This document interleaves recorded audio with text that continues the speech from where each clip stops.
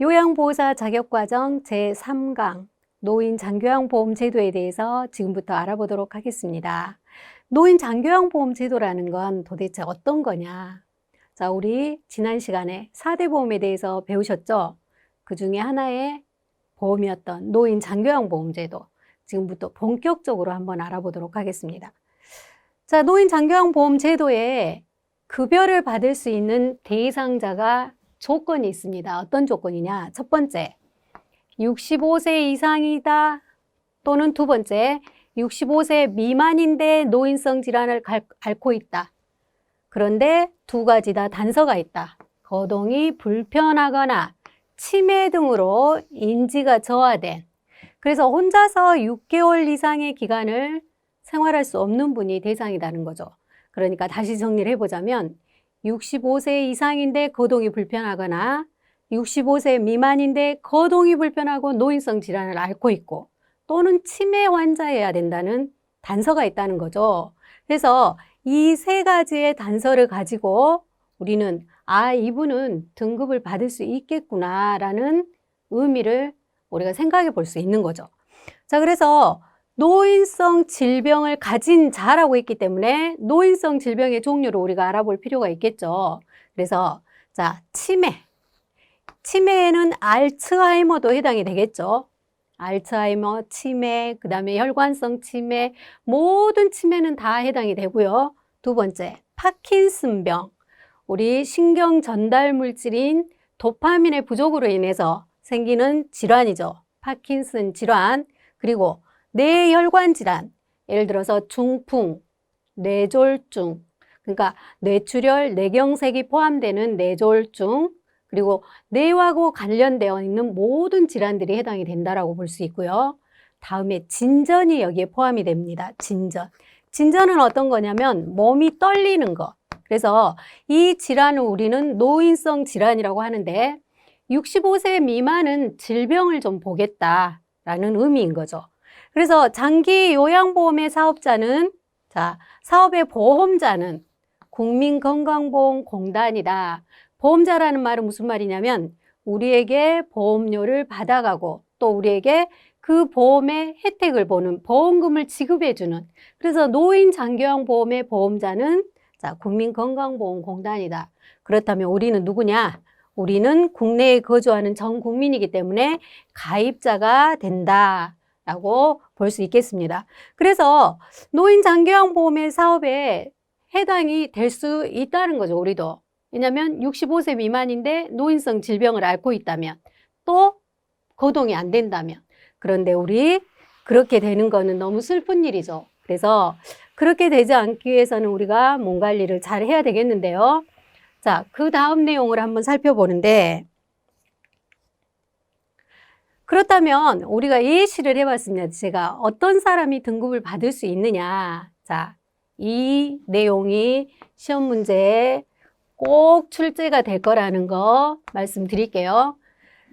신체 활동이 어렵다는 말이 있었기 때문에 이분은 등급을 받을 수 있는 가능성이 있네요. 그렇다면 그 다음에 나이를 보는 겁니다. 나이가 70세랍니다.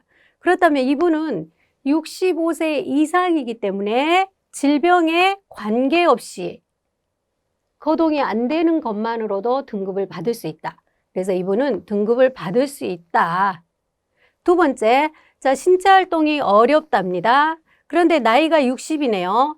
65세 미만일 때에는 우리가 노인성 질병을 앓고 있는가를 봐야 된다 그랬죠. 자, 결핵은 노인성 질병이 아니기 때문에 이분은 등급을 받을 수 없다. 맞죠? 자, 세 번째, 신체 활동이 어렵답니다. 그런데 나이가 40이에요. 65세 미만이기 때문에 이분은 질병을 우리가 봐야 되겠죠. 자, 혈관성 치매다. 아까 우리 모든 치매는 노인성 질병으로 본다고 했습니다. 그래서 이분은 자, 등급을 받을 수 있다. 이런 류의 문제가 꼭 출제가 되는데요. 자, 우리가 주의할 거. 관절염이다. 관절염 노인성 질병인가요? 아니었죠. 교통사고. 교통사고로 나이가 65세 이상인데 거동이 안 된다. 그러면 이분은 등급 받을 수 있습니다. 그런데 65세 미만이다. 이분은 교통사고로 인해서 거동이 안 된다. 나이가 65세 미만이다. 이분 등급 받을 수 없다는 거죠. 자, 한 가지 더. 만약에 병원에 입원 중인데 등급 신청을 했다. 등급을 받을 수 있다, 없다? 네, 당연히 없죠. 병원에 입원해 있기 때문에 등급 신청을 할 수가 없습니다. 그래서 이런 류의 문제가 꼭 나올 거라는 거. 그래서 우리 선생님들이 이런 문제를 풀 때에는 단서는 항상 거동이 불편해야 됩니다. 두 번째, 나이를 보시고 그 다음에 질병을 봐라. 자, 이 문제 우리 다 풀어볼 수 있겠죠.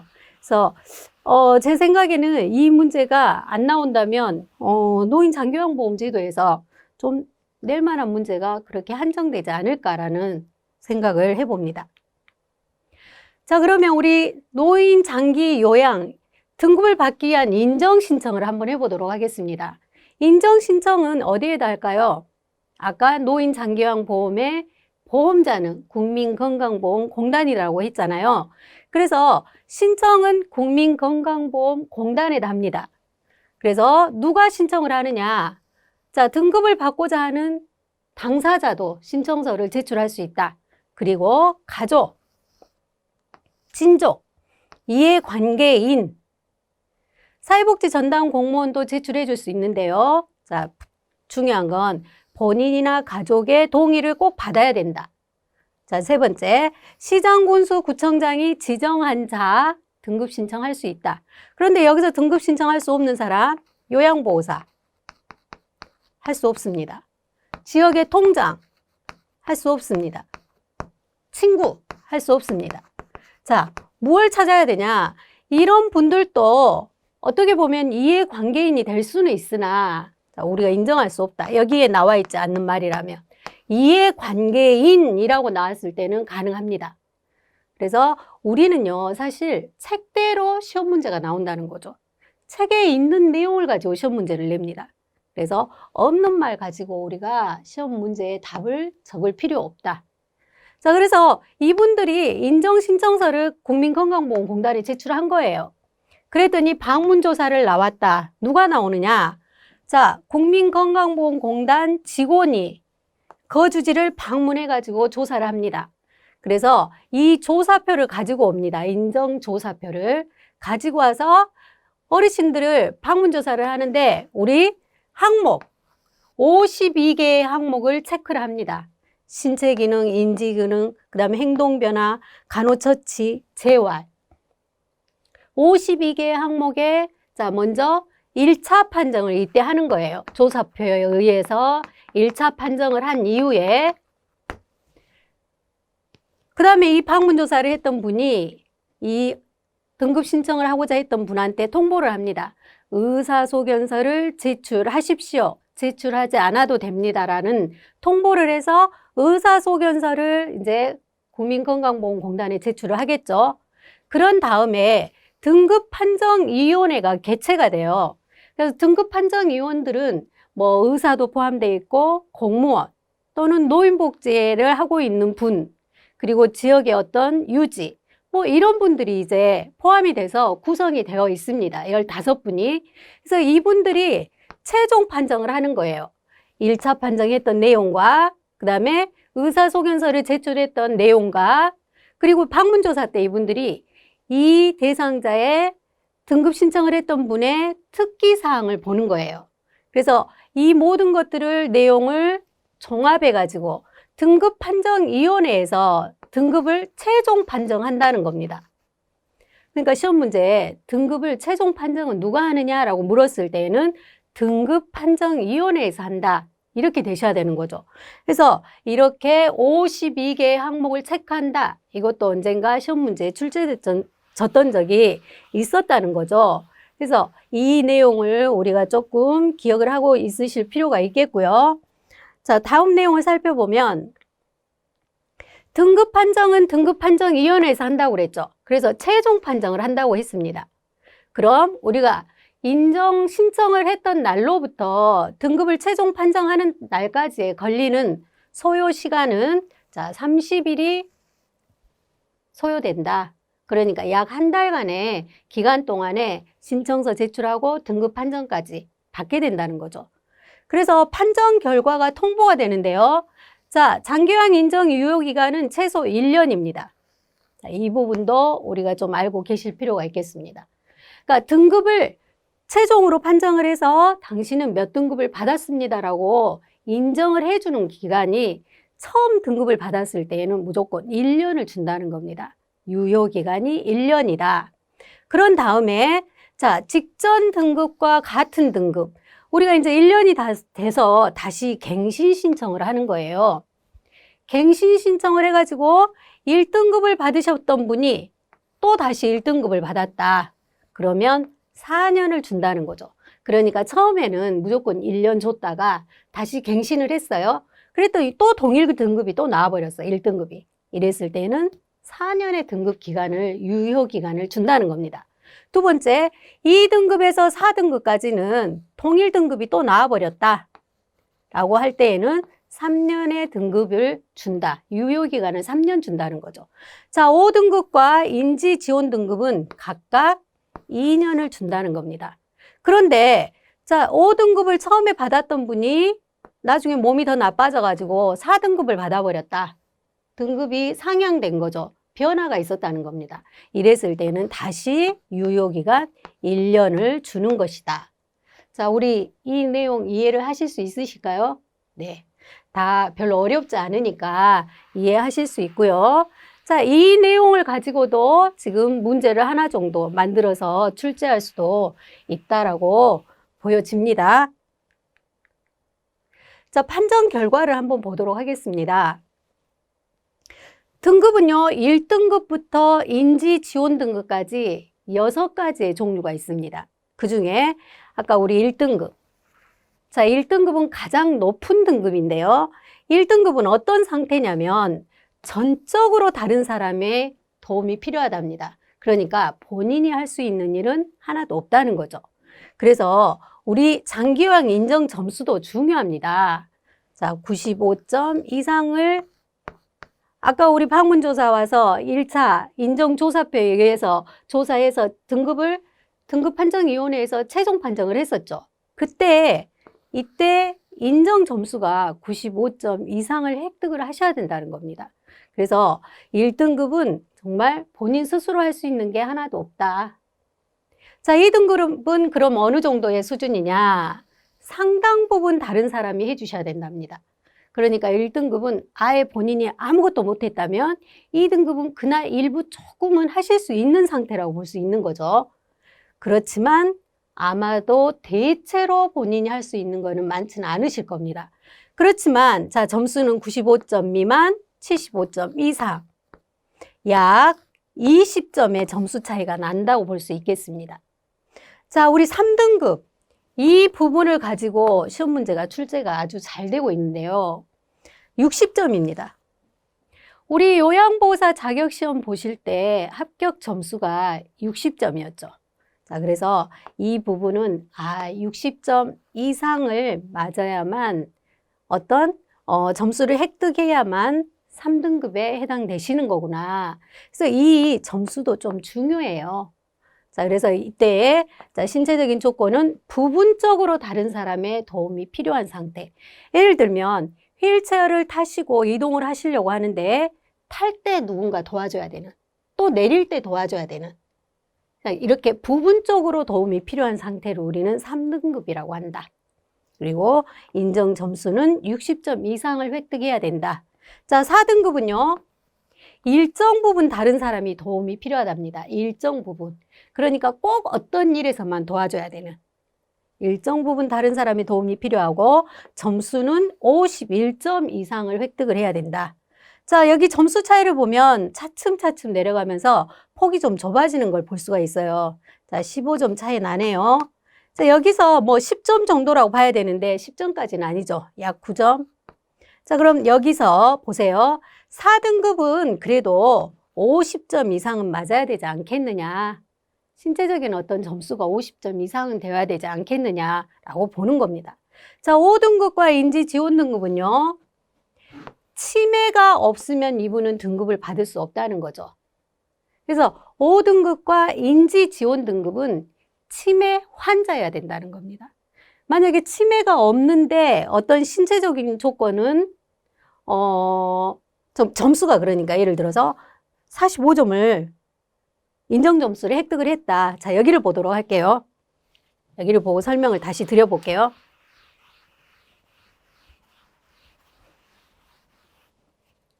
자, 점수를 쭉 보시면 1등급 95점 이상인데 A등급까지 약 20점 정도의 차이가 지금 나는 거죠. 3등급 15점, 자, 4등급 약 9점 정도인데 우리가 약 10점으로 보겠습니다. 자, 약 5점이 좀 못되긴 하지만 예를 들어 이렇게 봤다. 그런다면 어떤 분은 등급에 A를 받았어요. 어떤 분은 5등급을 받았다. 어떤 차이일까요? 자, 이분은 치매가 없었다는 거죠. 자, 5등급을 받으신 분은 치매가 있었다는 겁니다.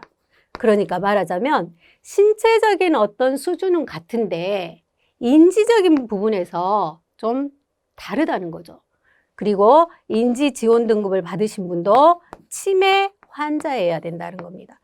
그래서 우리 요양보호사 자격을 취득하신 이후에 우리는 자, 4등급까지는 요양보호사가 서비스를 할 수 있어요. 그런데 5등급과 인지지원 등급은 우리가 치매 교육을 국민건강보험공단에서 실시하는 치매 교육을 이수하셔야만, 그러니까 조건은 요양보호사 자격을 취득한 이후에 국민건강보험공단에서 치매 전담 요양보호사 교육을 또 실시를 합니다. 그래서 그 교육을 이수하여야만 이 분들을 케어할 수 있다는 거죠. 그래서 이 내용을 우리가 좀 알고 계시는데 이 점수도 좀 중요하다. 그리고 다시 앞으로 돌려서요.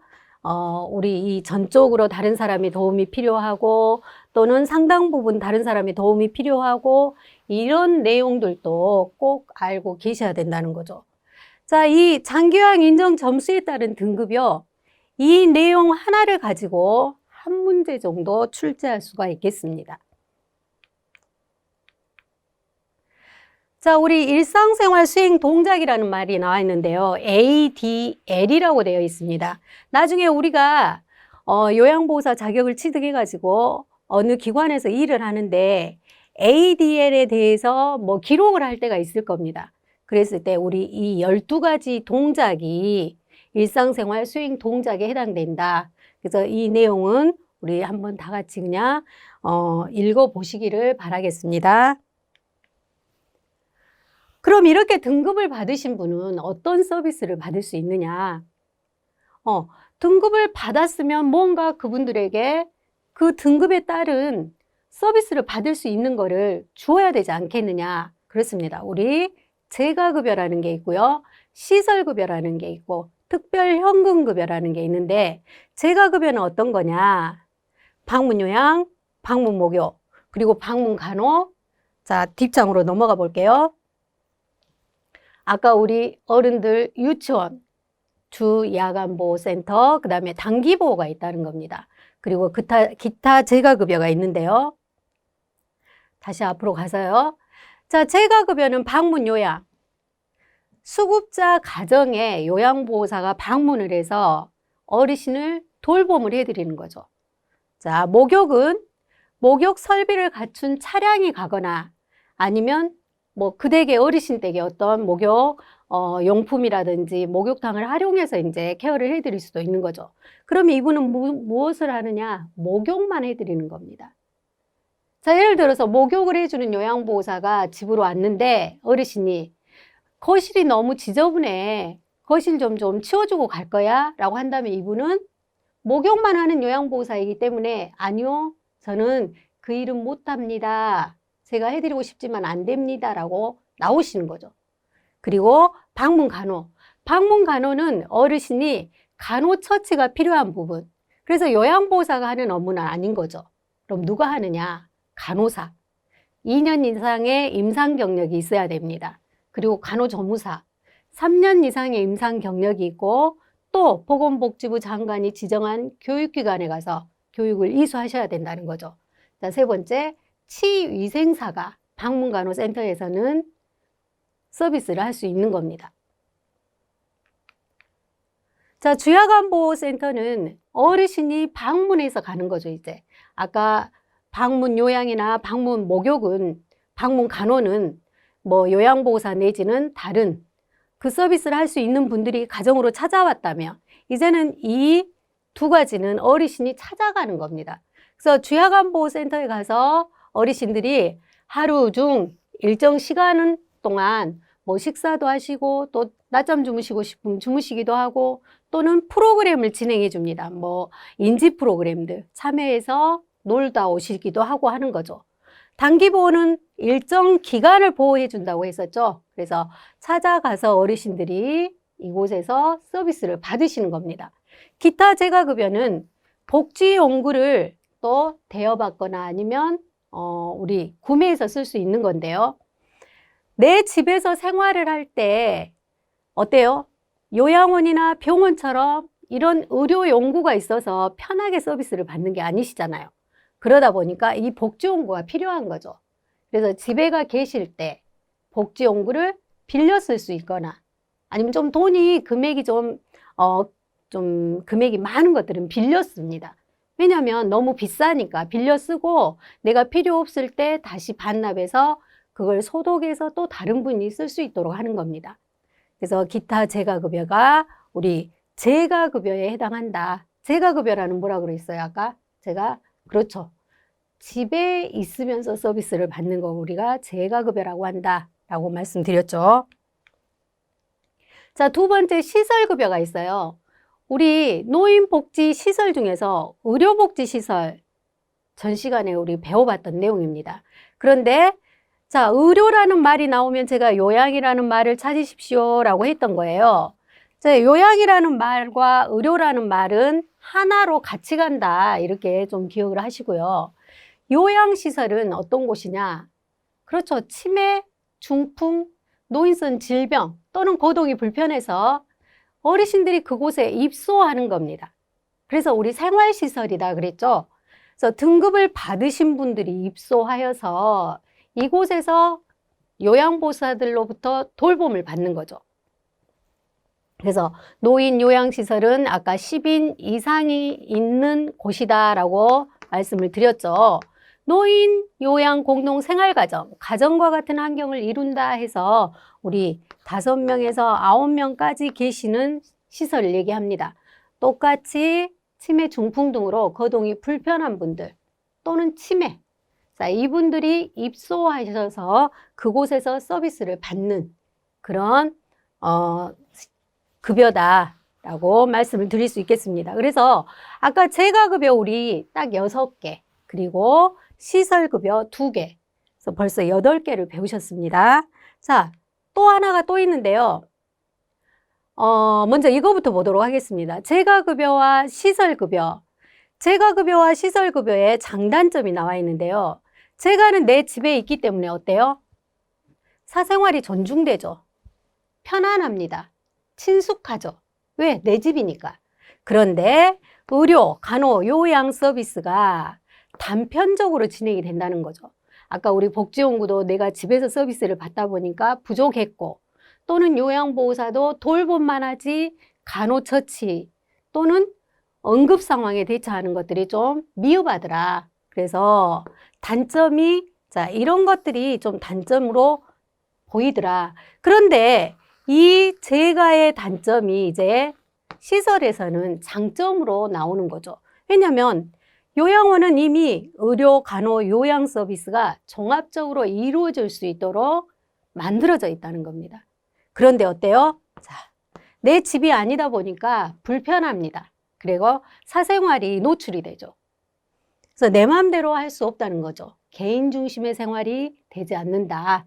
그래서 가끔 이 내용을 가지고 또 문제를 출제하기도 합니다. 그래서 재가의 장점은 자, 시설의 단점이 될 수 있고 재가의 단점은 시설의 장점이 될 수 있다. 자, 이렇게 좀 기억을 해 주시면 좋겠네요. 자, 우리 재가급여 아까 방문요양, 방문목욕, 방문간호, 주야간보, 단기보호, 그 다음에 기타 재가급여가 있었어요. 6가지. 그 다음에 시설급여, 노인요양시설, 노인요양 공동생활가정 2가지가 있었습니다. 그런데 등급을 받아서 또 받을 수 있는 서비스가 딱 하나 더 있어요. 자, 특별 현금급여라는 게 있다는 거죠. 현금. 아, 현금을 주나 보다. 현금을 주는 서비스가 있구나. 그렇습니다. 현금을 줍니다. 누구에게? 자, 대상자에게. 그런데 가족요양비가 있어요. 가족요양비라는 건 어떤 거냐? 도서, 벽지, 장교양기관이 현저히 부족한 곳. 자, 우리나라는 굉장히 섬이 많죠. 배를 타고 막 멀리까지 다녀야 되는데 섬 안에서 사시는 어르신이 등급을 받으셨어요. 그런데 요양보호사가 너무 멀어서 서비스를 하러 갈 수 없다는 거죠. 이랬을 때 대한민국 국민임에도 불구하고 등급을 받았는데 서비스를 받을 수 없는 환경이다. 이랬을 때 자, 현금을 주겠다. 2번째, 수급자 신체, 정신 또는 성격상의 사유로 자, 이분이 뭔가 심신에 아니면 신체적으로 남과 교류할 수 없는 어떤 그런 환경이다. 자, 이런 이유들을 건강보험공단에서 다 확인을 하겠죠. 그랬을 때 어르신한테 자, 어느 정도의 일정 금액을 지급하겠다. 왜냐하면 서비스가 필요함에도 불구하고 그 서비스를 가족이 어쩔 수 없이 해줘야 된다는 거죠. 가족도 힘들고 바쁘기도 하고 뭔가 다른 생업을 해야 됨에도 불구하고 자, 이 어르신을 어떤 국가의 지원을 받을 수 없는 환경이라는 거죠. 그랬을 때 자, 어르신한테 현금으로 지급해 주겠다. 그걸 우리는 가족요양비라고 한다는 겁니다. 자, 특례요양비가 또 하나 있어요. 특례요양비는 어떤 거냐면요. 등급을 받으신 어르신이 장기요양기관이 아닌 곳에서 서비스를 받는 거예요. 장기요양기관은 어떤 곳이냐면 아까 우리 재가급여 6개, 그 다음에 시설급여 2개, 이런 곳들을 우리는 장기요양기관이라고 합니다. 그런데 우리 아까 노인복지관 배우셨죠? 그리고 경로당 배우셨죠? 이곳은 어떤 곳이었어요? 여가시설이었습니다. 근데 이 여가시설에서 등급을 받았는데 어르신이 이곳에서 보호를 받고 돌봄을 받는다. 그러면 특례요양비라는 걸 지급하겠다는 거죠. 그런데 현재 지급 사례가 없다. 그러니까 아직은 지급해 본 적이 없다는 겁니다. 그러니까 시행을 아직 안 했다 이렇게 설명을 드릴 수 있겠어요. 그런데 지금 현재 사실은 시범적으로는 하고는 있습니다. 이제 해보겠노라 시범으로 하고는 있지만 현재 많은 분들이 그렇게 혜택을 보고 있지는 않다는 거죠. 자, 요양병원 간병비 지금 현재 시행하고 있지 않죠.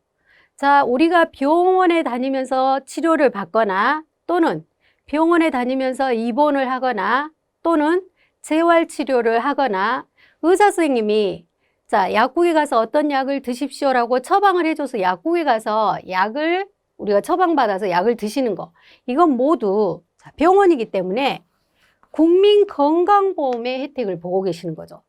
노인장교양보험에는 어떤 혜택을 주느냐 아까 우리 재가급여 집에서 서비스를 받을 경우 또는 요양원에 갈 경우 그 2가지의 서비스를 어떤 이런 사유로 인해서 받을 수 없을 때 현금으로 지급하겠다. 이 3가지밖에 없는 겁니다. 그러니까 노인장기요양보험으로는 병원에 입원해 계신다고 해서 혜택이 아직 받을 수 없다는 거죠. 만약에 요양병원에 자, 등급 받으신 어르신이 입원해 계시는데 가족이 간병을 했다. 그러면 간병비 주겠다. 아마 너도 나도 할 거 없이 다 입원을 시키시겠죠. 요양병원에. 간병비 받기 위해서. 그래서 지금 현재 시행하고 있지 않습니다. 그러면 지금 현재 하고 있는 거는 무엇만 하고 있다? 가족요양비만 하고 있다는 겁니다. 그러면 가족요양비만 하고 있으니까 이것만 시험 문제에 나올까요? 그렇지 않다는 거죠. 자, 이것도 다 각각 한 번쯤은 시험 문제에 출제되어 왔던 적이 다 있는 내용입니다. 그래서 3가지를 다 우리가 숙지하고 계실 필요가 있겠고요. 자, 요양보호사 업무를 하면서 우리가 이런 내용들도 가족이나 또는 등급을 받아서 서비스를 받는 어르신들한테 우리는 이런 정보를 제공할 수 있는 정도는 되셔야 된다는 겁니다. 노인 장기 요양보험의 재원 조달은요, 장기요양보험료 60에서 65%. 자, 우리가 노인 장기요양보험료 다 납부하고 계시잖아요. 그렇게 납부하신 금액과 국가가 지원해주는 부분이 있습니다. 보험료 예상 수입액의 20% 부담을 해주고요.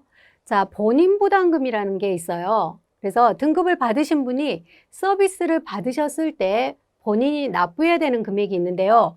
우리 노인 의료복지시설, 아까 요양원 또는 노인 요양 공동생활가정에서 자, 이렇게 서비스를 받으신 분은 20%의 본인 부담금이 있습니다. 그리고 내 집에서 서비스를 받으신 분은 15%의 본인 부담금을 납부하시게 된다는 겁니다.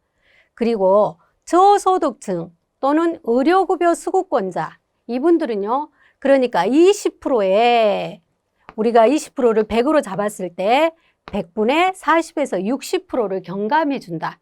또는 15%를 100으로 잡았을 때 자, 그 금액의 40에서 60%를 경감해 준다라고 알고 계시면 되겠습니다. 그럼 국민기초생활수급권자는 어떻게 되느냐? 본인 부담금이 면제된다. 무료다.